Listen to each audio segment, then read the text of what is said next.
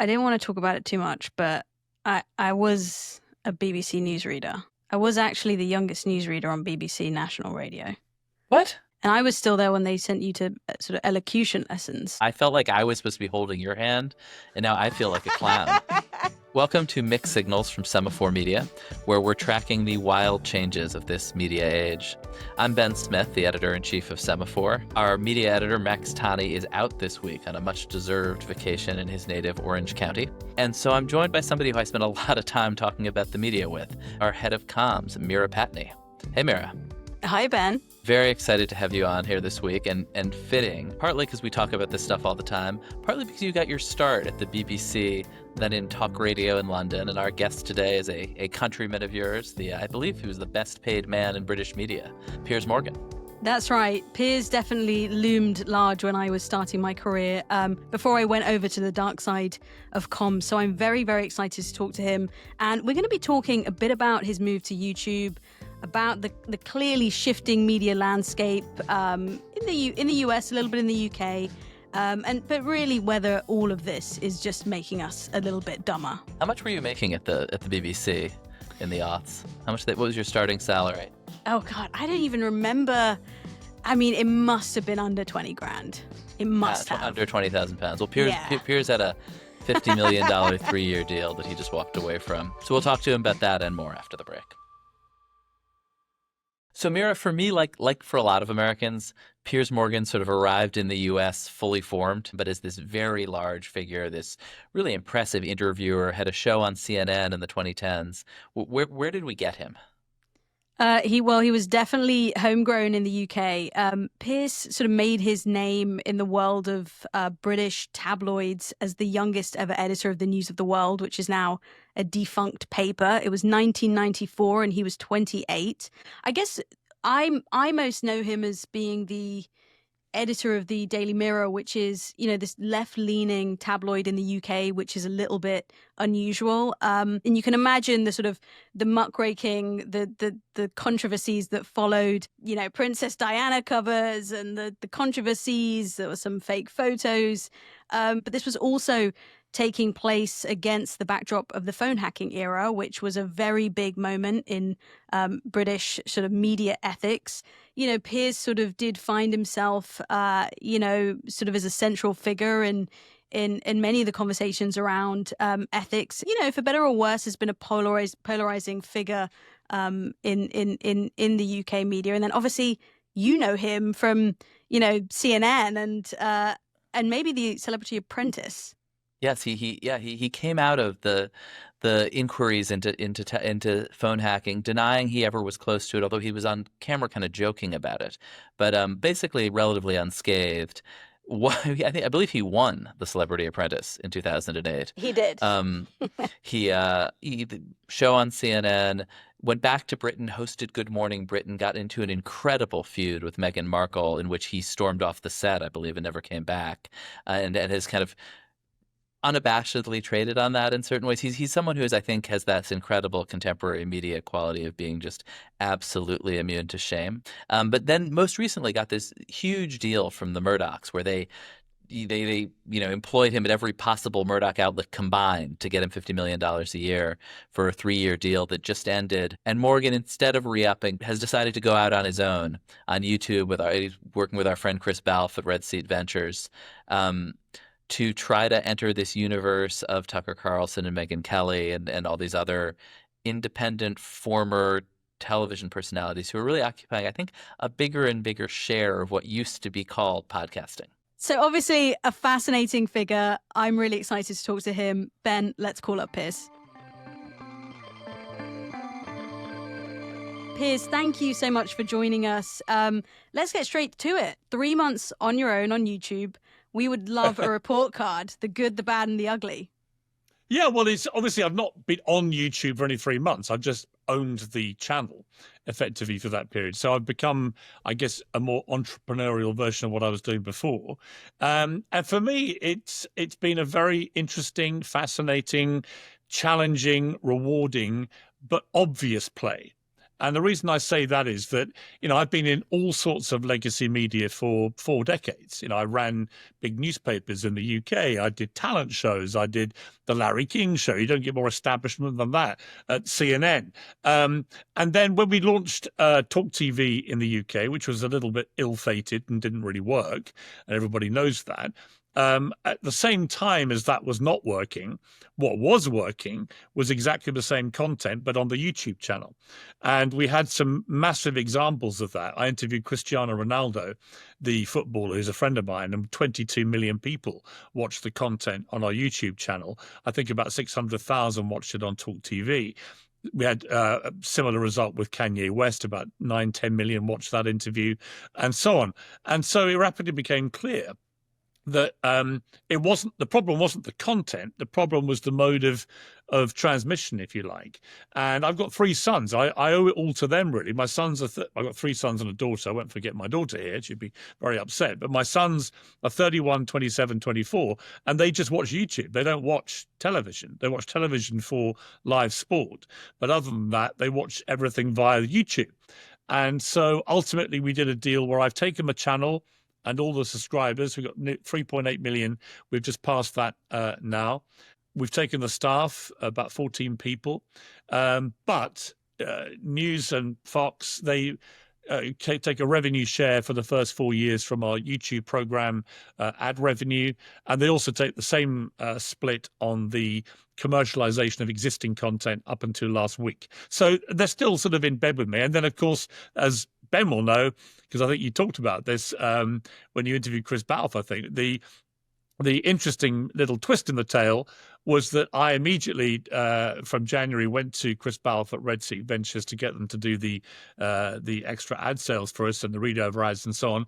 And I'd been telling everyone over at Fox, you should be in business with these guys. They're great. Yeah, he said you were the broker of the deal. Yeah, well, I was. Yeah, I introduced them, and I introduced Chris to Paul Cheeseborough, who's now, of course, chairman of Red Sea, as well as running Tubi. I mean, when you talk about big entrepreneurial, one of the things entrepreneurs often care a lot about is revenue.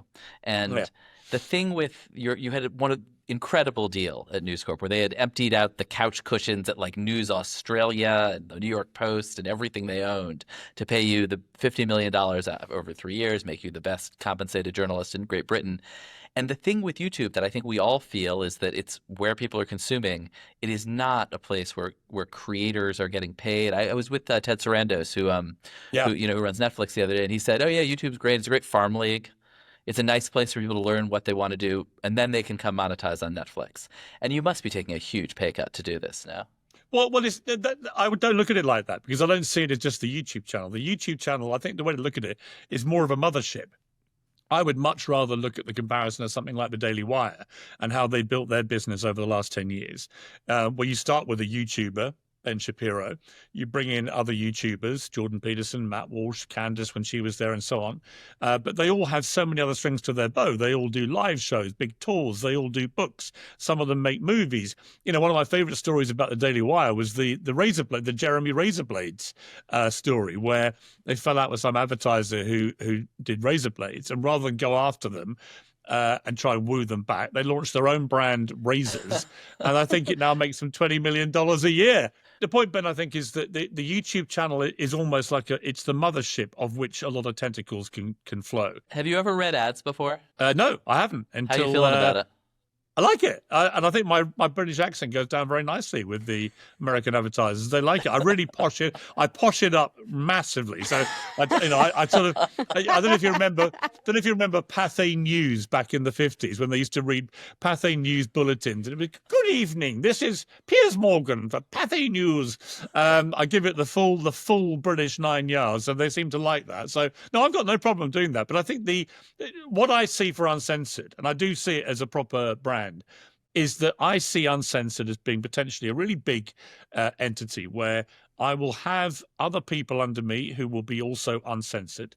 But I'm also going to expand the genres. So I want to get into crime uncensored, to history uncensored, to sport uncensored, and start to build it out like that. So that, I see it as becoming, I think people like me, Megyn Kelly, Tucker, all these people in the space now, I think we're beginning to realize you can carry as much weight these days as a network. I mean, look at what's happened with Newsmax in the stock market. I think people have suddenly woken up to the reality that the traditional legacy media valuation of stuff actually is for the birds, and that the sky's the limit in this area because it's where young people are consuming their content. So I wouldn't look at it as Ted Sarandos would prefer you to, which is, I love Ted. He used to email me a lot about gun control when I was at CNN, cheering me on. So Ted and I go back a long way. But I'm a massive fan of Netflix. But I think that I see this as me running my own network now. And I'm going to be aggressively hiring people who are going to fit the Uncensored brand. And if you're not too expensive, Ben, I might even come after you. No, I'm always censored. The deep state takes care of that. Just one follow up though. One thing we talked to Kara Swisher the other day, and she was very candid about the amount of money she makes, which I think people in our business find very interesting. Like, you must be taking a hit this year though. I mean, are you gonna turn a profit this year, or are you gonna fund this out of pocket for a while? We're already significantly profitable. Yeah, is your lifestyle taking any hits from this? No, not at all. No, listen, I don't need the money. So I'm very, as you know, I had a very lucrative deal, which I was very happy about. I wasn't exactly poorly paid in the previous 30 years. So this for me is not about short term, how much I'm going to get paid. I was, in fact, I was in the end made a very, very generous and big offer to stay. But as a talent. So it wasn't that they wanted me to leave, and it's all been very friendly and amicable right to the top of the company. I go back with the Murdochs a very, very long way, and I have enormous respect for them. But I think they understood that I just have a burning desire to do something on my own, or to at least build a business in which I, have a controlling interest. And I'm excited by it. I think it's fun. B, you're your own boss. I've never got to fire myself, which would be a unique twist on my roller coaster career. But already, what was interesting, I gave some interviews back in January, February to the Financial Times, Daily Telegraph, and others. And off the back of that, a lot of very, very, I won't reveal too much about them at this stage, but a lot of very interesting people came forward who want to invest. And I think what you're going to see is some news on that front very soon. So you're going to raise money? You're not just, yeah. And these are significant players who want to invest significant sums of money. So I don't think, Ben, you need to worry too much about how I'm going to finance my next sandwich purchase, if that's what's concerning you. I was a little concerned, yeah. You don't want to name any of your investors, do you? I feel like Paul Marshall's investing in everything these days. No, I'm not going to name any at the moment, but I can tell you there are some big players who are very, very keen to get involved in the Uncensored business. And so I would watch this space sooner rather than later. Then I think the scale of it will become a lot clearer, a lot quicker. But I don't think it's a particularly difficult business model to game out. I think it makes perfect sense. I look at places like the Daily Wire. I really admire what they've done. I have a lot of their people come on. You enter a kind of YouTube eco space. We all go on each other's shows all the time. That is all ships rising, if you like, in the ocean. And I really like it. And unlike the British tabloid world, where we always try and kill each other all day long, in this world, everyone helps each other. It's a really baffling new concept for me, but I really like it. So we do have right now, in terms of the numbers we're getting for the content on the Piers Morgan Uncensored YouTube channel, we are getting numbers right up there with anyone in the news, opinion, interview space in the world. So it's not like I'm out there as a fledgling startup business. It was that I was doing, I'll give you an example. Bassem Youssef, who's the Arab Jon Stewart, fascinating, brilliant character, actually. He came on Uncensored just after the start of the Israel-Hamas war. That was an extraordinary interview. Yeah, well, 24 million people watched it on the YouTube channel. And I can't remember how many watched it on Talk TV because it was still going. But that was the tipping point for me, is saying, why are we still creating a linear version that not many people are watching, which is very expensive to do, which is probably tailored to a much older audience, and is requiring me to go to an old-fashioned studio schedule time of like 8 o'clock at night live, and then have adverts cramming everything into 47 minutes. None of it made any sense. And so I genuinely was having very open discussions saying, look, I think we should just go fully digital. Well, Piers, actually, thought an interesting point on that. And look, I know your kids aren't watching cable news, but Fox News this week just had their best quarter ever. No, 2.2 million viewers a day. So I'm just curious. I've been on it this week, so that's probably why. But Fox have been very, very dominant, no question, in cable. They're crushing CNN, crushing MSNBC. But I think the overarching point is, where will it all be in 10, 15 years? And if your average audience in cable news is 70 across the board, then you can see that it's a bit like the vinyl digital music journey. I'm sure Rupert's going to be thrilled to hear that. Yeah, well, nobody likes to hear the obvious reality, but it is the obvious reality to me. So I think Fox will be dominant for a considerable period of time, as they are now, probably increasingly so, and kudos to them. But there's a reality check coming, which is my generation of kids, my kids' age group, do not watch cable news. But Piers, you said that you've got sort of 14 staffers. Do you miss anything about traditional media? I mean, you got to miss someone Nothing maybe at all. Nothing. Running out and grabbing your Pret. I've got someone who does that. In fact, you'll love this story. It's a great story, this. I'm so glad you asked me that question, because when I was editor of the Daily Mirror in London for nearly 10 years, and I had a brilliant assistant called Kerry, and she announced she was leaving. She was someone that could look at me at lunchtime and instinctively know, without me saying anything, what sandwich I wanted. It was a freakish telepathy. And then I just couldn't think about replacing her. And then ultimately the day came when she was leaving, and I had the chocolates, the flowers, the champagne, everything. And I was just dying inside thinking, I haven't found a replacement. From Monday, I've got to find my own way of getting a sandwich. And it was killing me. And then hilariously, 20 minutes before I was due to make her presentation, I got called down by the chief executive and fired. And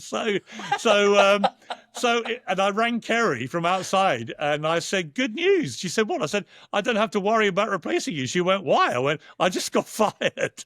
And anyway, cut forward 18 years, because Kerry had gone off to have children. She had 2 kids, 2 sons. And then 3 years ago, when I came back into the Murdoch fold, by then she'd become an assistant to some of the editors at the Times and the Sun and so on. And she emailed me and said, I don't suppose you've got any jobs going. So my assistant on Piers Morgan Uncensored for the last 3 years has been the same Kerry who left that day when I got fired from the Mirror. So in answer to your question, it's all sorted. The Pret a Manger chat is all sorted. It's the same. And she doesn't even have to ask me. Looks at my tormented face and says, I know what he needs. He needs a chicken pickle from wherever, or he needs a tuna salad. She just knows. And Incredible. That kind of thing is priceless. Wow. Back on the editorial front, away from the culinary conversation. To me, the most interesting thing about your show is that it seems to me you're quite deliberately sort of breaking down the remaining barriers between, I don't know, what I see as sort of establishment media and what used to be kind of an alternative media space. You have right-wing YouTuber Dave Rubin on with Congressman Jake Auchincloss. You've got serious academics on with kind of Joe Rogan talkers talking about whether there are power plants under the Giza pyramids.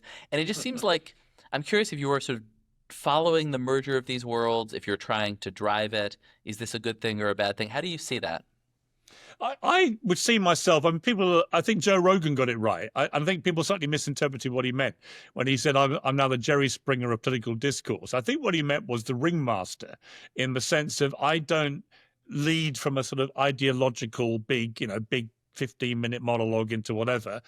I get people on from all sides, and my criteria is smart people. I just want smart, passionate people who can argue their side, but I want to have them arguing. Is it smart people, or is it people with big YouTube? Seems like there is a subset of people who, and we could argue about it. I don't know. I haven't seen their test scores, but it seems like their qualification is having big YouTube. Their qualification is having big YouTube followings rather than expertise.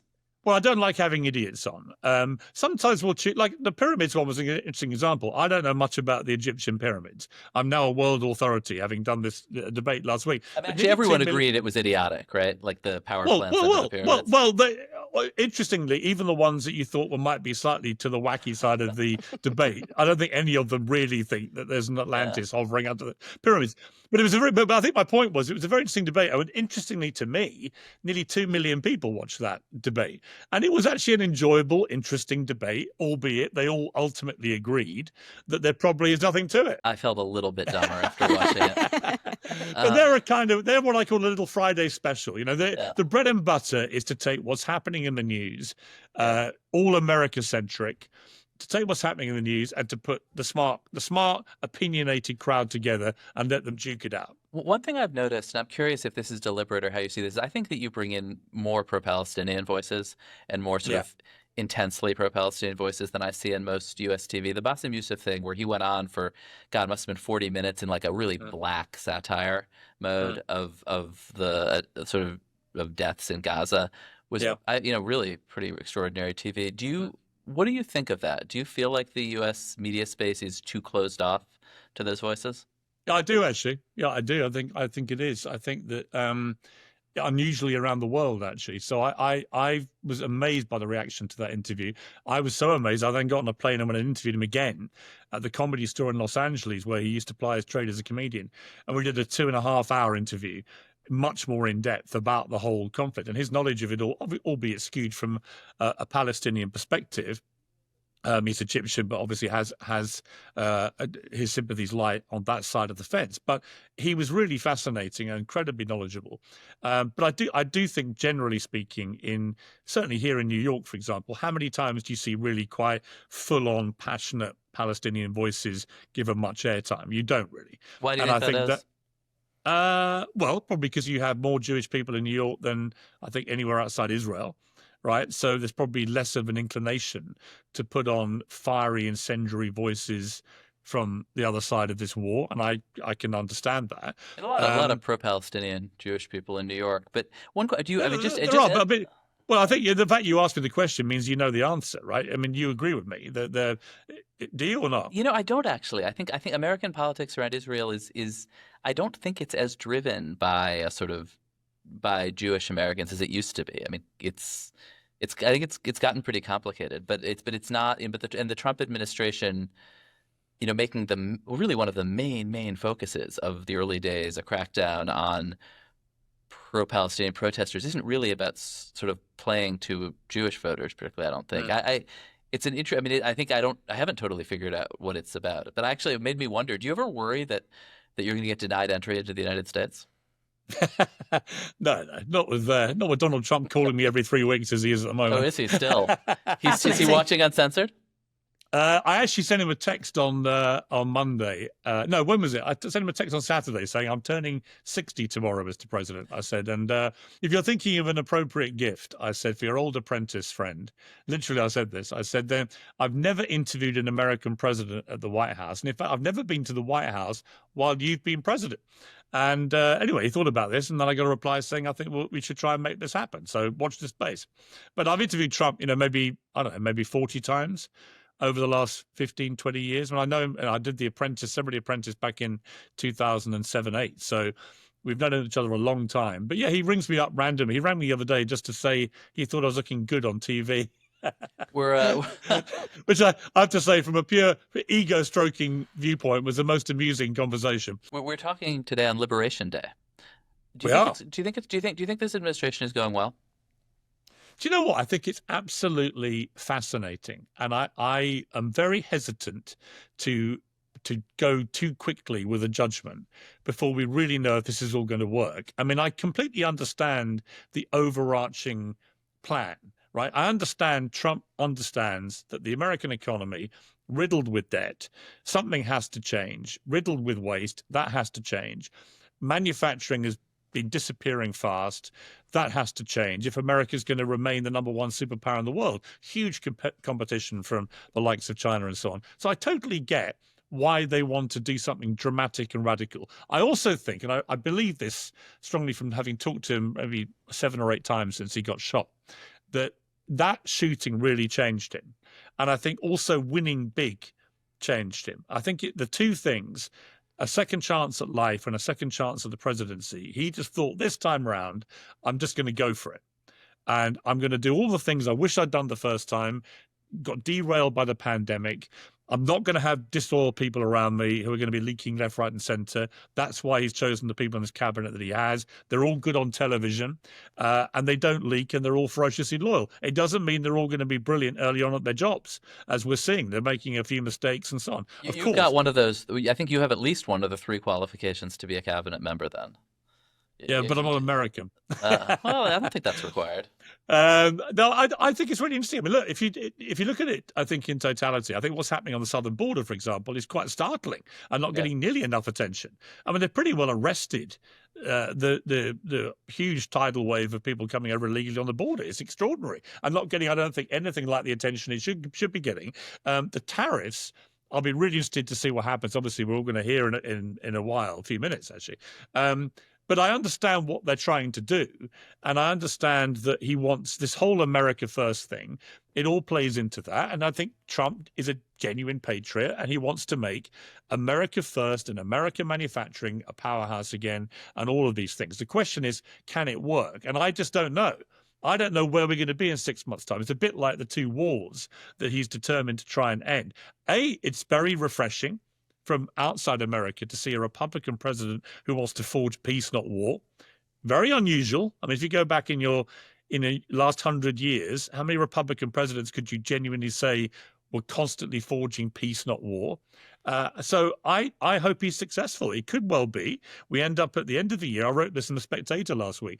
You could end up at the end of the year, for all the noise and the turbulence and the roller coaster ride we're currently on, you could end up with Trump forging peace in Ukraine and in the Israel-Hamas war and get him a Nobel Peace Prize. And he could see the American economy up and firing and manufacturing on fire. And the tariffs have all calmed down. And it's all much fairer to the United States as far as he's concerned. And you see Europe paying much more for its defense, which it should have been donkeys years ago. That could easily all happen. Or we could be sitting here at the end of the year and it's total carnage and total chaos, and in which case it would be a very different narrative leading into the midterms and the next election. But I think to try and judge it after 10 weeks is, I think, a bit pointless. We're going to take a quick break, but we'll be right back with Piers Morgan. This week on our branded segment from Think with Google, I spoke with Google's VP of Marketing, Josh Spanier, about how marketers win in what is apparently called the attention recession. One of your colleagues, Vidhya Srinivasan, who's the VP of Ads and Commerce over at Google, recently coined the term attention recession. What does that mean? I'm sorry, Ben, were you talking to me? I was distracted by the 17 other devices I'm using all day, every day.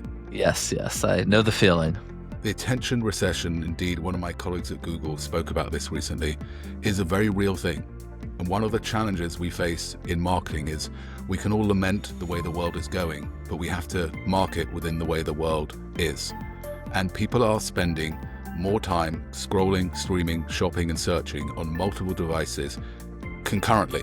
One of the things I've seen and assume is that if someone's using just one device, they actually might be mindful to my marketing message. Otherwise, they're really distracted.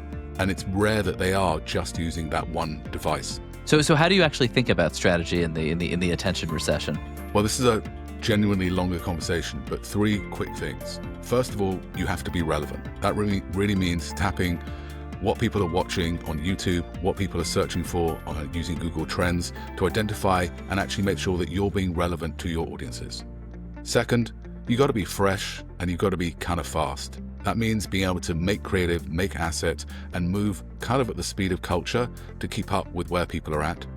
And third, luckily, Google builds a lot of technologies into our ad stack, which actually allows you to take advantage of the speed and scale that Google can deliver to do all sorts of things that makes it easier as a marketer so you can actually overcome this. That includes building affinity segments and audiences, turning on things like demand gen, which allows you to serve multi-format ads across everything that Google sells, and really leveraging your first-party data to do audience expansion tools across YouTube and beyond. There are tools that will help you overcome the fact that we're all higgledy-piggledy. Higgledy-piggledy, and that's the most British thing you've said yet. And where can our audience find out more about this? Head on over to thinkwithgoogle.com for insights from Vidhya, the Google VP of Ads and Commerce, on thinkwithgoogle.com.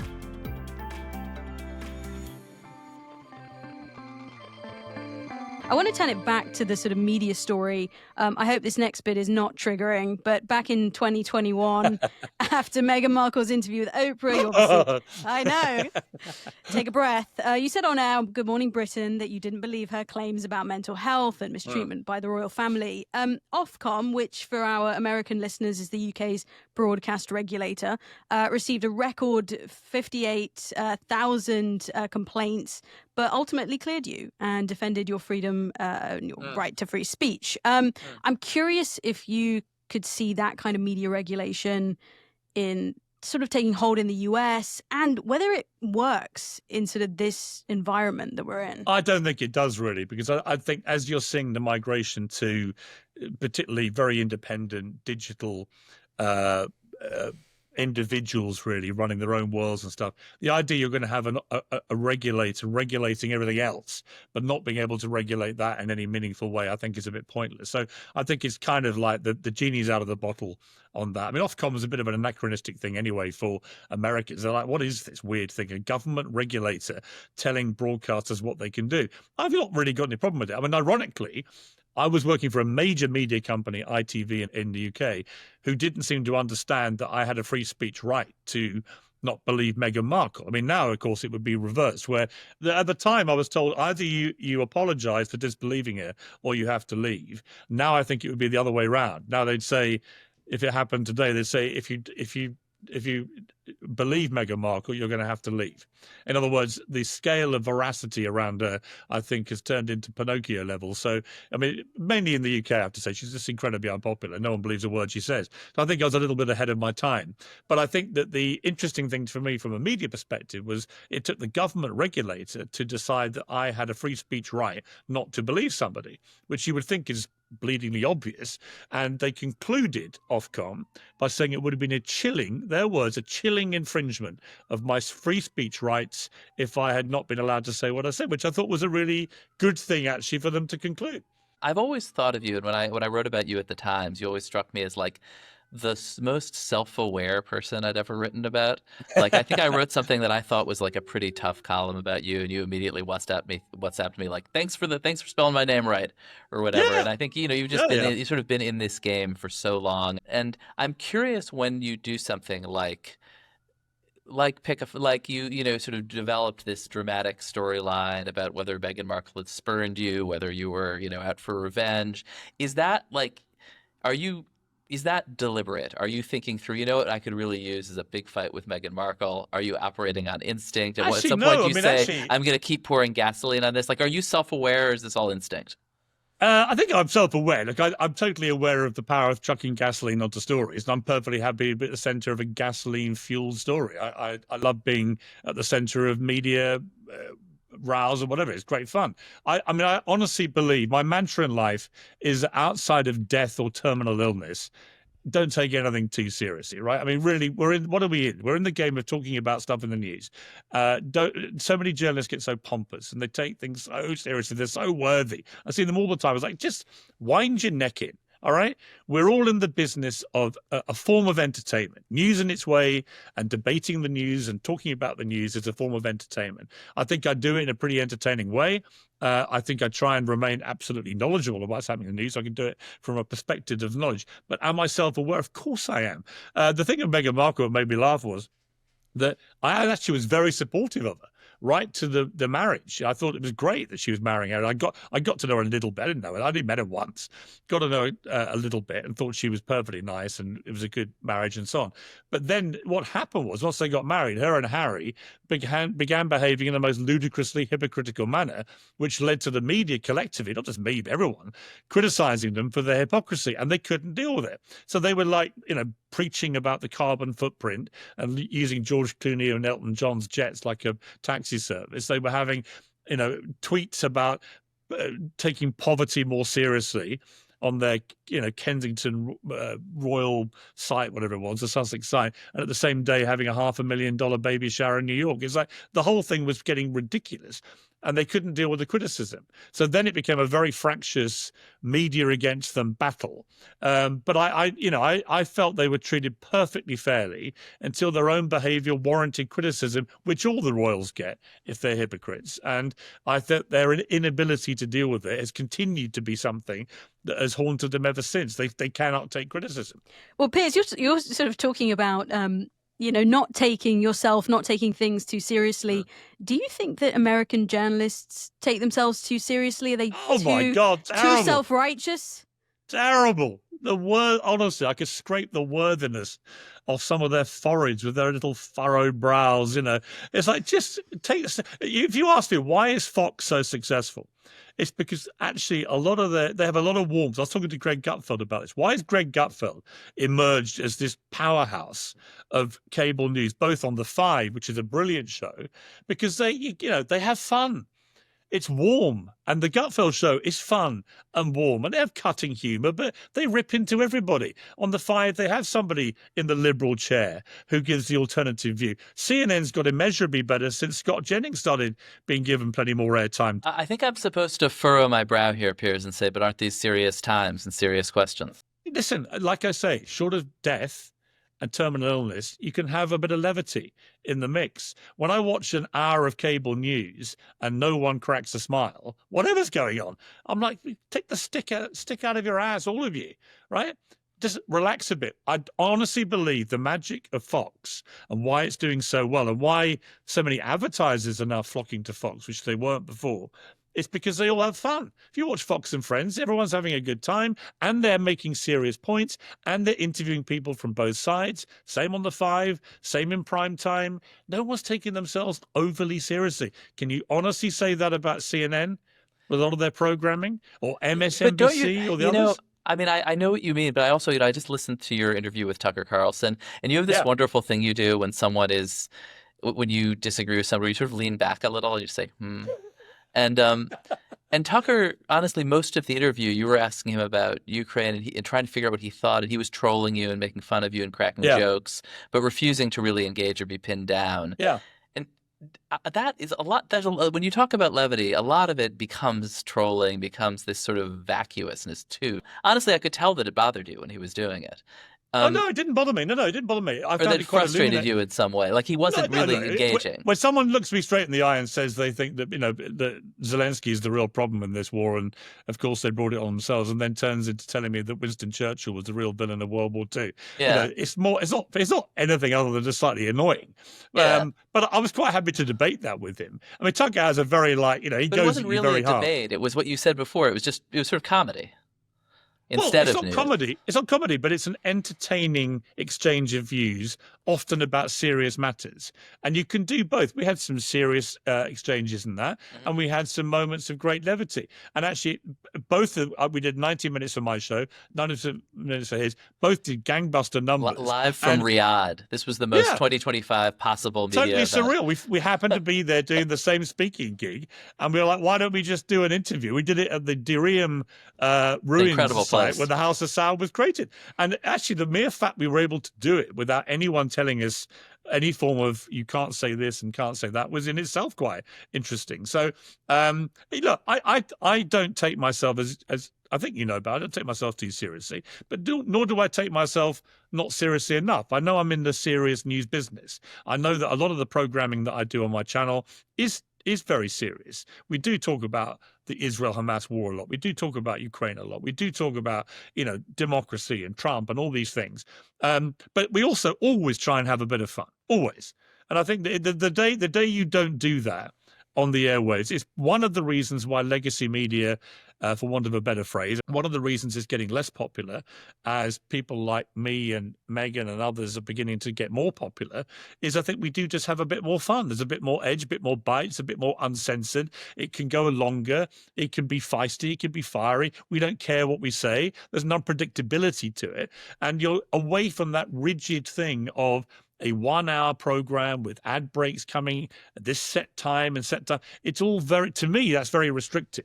Now, it's not to say there aren't brilliant practitioners at it, but I do think you're going to see in 10 years' time a completely different landscape where YouTube in particular will be the dominant platform in the world by far.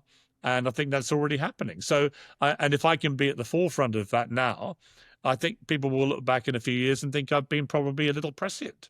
So you talked about legacy as we open this interview, and you've really ridden the sort of whole media transformation from print journalism to broadcast. Now, I don't know if you could call yourself an influencer if you want to, but how do you see this landscape changing over the next few years? And does it consolidate more? Does it fragment more?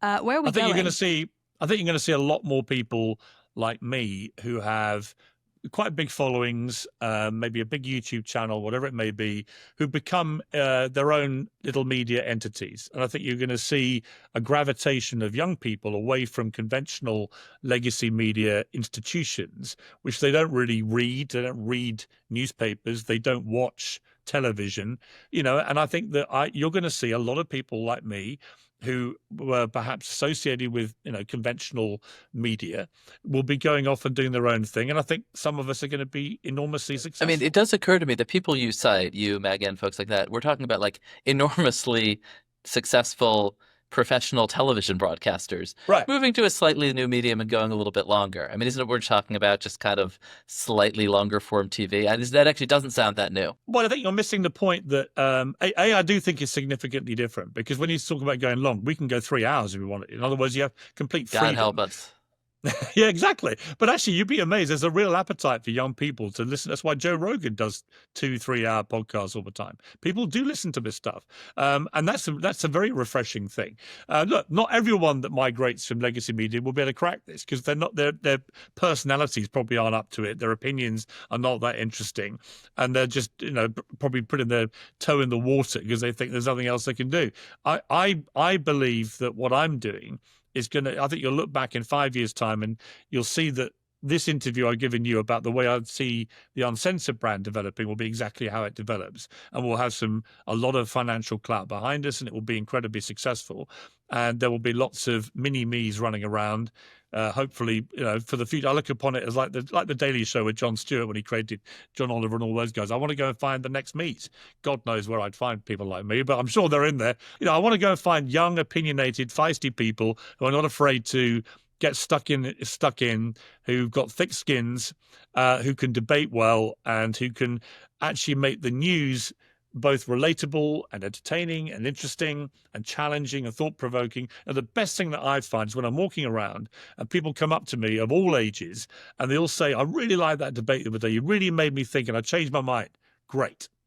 That's really what I want to do. I want people to hear all the views. And I do think that my show, unlike everybody else's, probably has more of all sides of these debates on at the same time in a way that's very revealing a lot of the time. Sometimes it's not. Like sometimes it turns into a complete bun fight circus, and I don't like that, actually. It's just a bit unwatchable.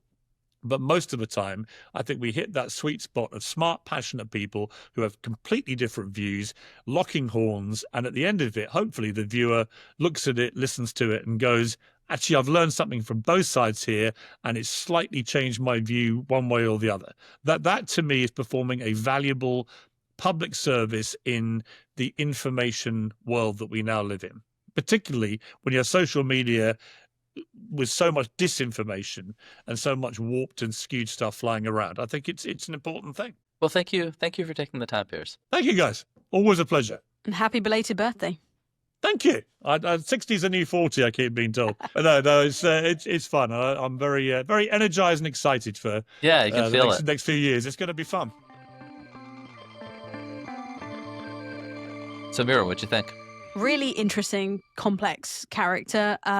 It sort of feels like he's in his element at the moment. I was sort of reading this GQ profile of him just before we did this, and there's a reference where he says, I'm not conservative leaning, I'm just a pissed off liberal. And it's interesting now in this moment we're in where things are so unbelievably polarized, and it's almost like recontextualizing people like Piers, who, as you say, does have people from all sides on his show and does kind of hear people out, whether you agree with all of those voices or not. So obviously sounds like he's having a ton of fun.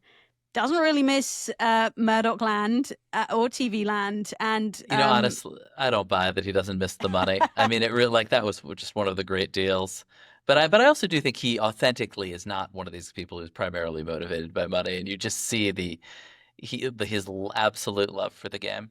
Yeah, it's obviously as a sort of news and tabloid man, sort of through and through, and I don't think that kind of mentality ever leaves you. And that world, whatever you call it, is a fun world, right? It's outrageous. It's not taking itself too seriously, and it's interesting that he sort of brought that over, to this sort of new platform. Yeah, and it is interesting. I do think there's a level of confidence now about the business from folks in that world, that they're not really going out on a limb. He didn't feel he was going out on a limb. He was taking a really successful thing and almost sort of unleashing it, and taking some equity in lieu of some cash. But basically, I think there's now really like a model. You're not like going out into the wilderness anymore. You're following a very well-trodden path. I mean, it is really notable that these are major broadcast figures, people, Tucker, Meghan, Piers. These are, among like the 20 most famous television hosts in the world who are doing this. And obviously the legacy media kind of put all, invested very heavily in these folks, and they're now taking it out on their own, which I suppose is sort of the curse of media operators everywhere these days. Your talent just walks off. I know, you were sort of I felt like you were trying to say to him, well, actually, this is the sort of safest thing that you could have done, because, as you say, there's been a path has been forged, and, it isn't these sort of fringe bloggers or substackers. It's very slick former TV anchors who know how to debate. Yeah, and there is, I think, so you can argue about like the U.S. debate over Israel. I actually don't totally share his views on where this is coming from, but there's obviously a narrowness of all kinds to U.S. media. It's parochial in certain ways. It's sort of inward-looking. It's very partisan, polarized, and there is something in these new spaces. I like to think this is some of what we're doing too. Definitely try to broaden the window, just in a world like that, to try to help you understand views that you're not getting inside your bubble. And Piers, honestly, sometimes for better and for worse, like with the people with the Giza power generators, like he definitely does that. It was obviously aliens, right? Aliens made the pyramids. Something aliens. Even it was funny because even the guys he brought in from Rogan, like, wouldn't go there with him. So it was a slightly disappointing episode. What was your? Because we've talked about Piers Morgan only in the context of, when we've been booking for our big media events, and you brought his name up, and I can see, the appeal, and the reach is obviously huge, as we said. Yeah, he's kind of this sui generis figure. I don't know. It's sort of. I think he always wanted a huge American show and never got one. Because he's confusing to Americans. And actually, I think particularly in this very polarized environment, like he kind of got boxed out to his right in Britain. We didn't bring this up with him, but, GB News, a sort of more, a further right, more nationalist platform, boxed him out. Because in some ways, I think his heart ultimately beats on the left. He comes from, as you said, the Mirror. And he's, I think in a way, Chris Cuomo was sort of a poor man's Piers Morgan in terms of I'm angry about stuff, I'm reacting to things, but I'm politically a little hard to pin down. And I think they're, in terms of U.S. domestic politics, there are people who like that, but there are also limits because we're so polarized. And I think a lot of Americans would like to know, like, are you on my team or not? And Piers is pretty hard to pin down that way. Look, I'm sure he's going to get his interview with the president. I'm sure that's coming to a YouTube episode near us. And a fascinating conversation. Yeah, thanks for joining me, Meera. Of course. Gonna have to have you back. I'm just going to take that. Yeah, let's just say to Max that he doesn't have to come back next week. Let's give him 2 weeks off. This is like a Lou Gehrig, Wally Pipp situation. I'll let some American explain that to you. Oh, God. Is it baseball? It's baseball. Well, that's it for us this week. Thank you for listening to Mixed Signals from Semafor Media. Our show is produced by Sheena Ozaki, with special thanks to Max Toomey, Britta Galanis, Chad Lewis, Rachel Oppenheim, Anna Pizzino, Garrett Wiley, Jules Zern, and Tori Kerr. Our engineer is Rick Kwan, and our theme music is by Billy Libby. Our public editor is Chris Balfe. And special thank you this week to the Boston Globe and to James Pindell for letting me use this office. If you like Mixed Signals, please follow us wherever you get your podcasts and feel free to review us. And if you want more media news this week without Max Tani, you can always sign up for Semafor's media newsletter out every Sunday night with a large number of scoops.